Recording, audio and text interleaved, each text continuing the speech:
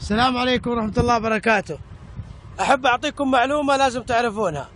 كثير منا يشوف اللوحة هذه ولا يدري ايش معناها. 65 هذا رقم الطريق، 148 هذا الكيلو رقم 148.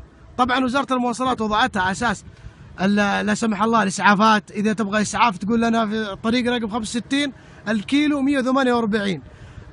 وكذلك كل 2 كيلو توضع اللوحة هذه، يعني بعد 2 كيلو نلقاها 65 على 150، وهكذا لسرعة الوصول للإسعافات لا سمح الله، أو لصيانة الطرق. يعني الشركة بتنفذ المشروع أو تنفذ الصيانة تحط هذه اللوحة.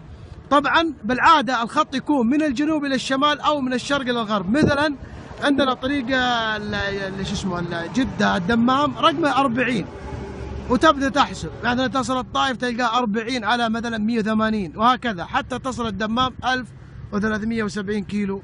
وشكرا.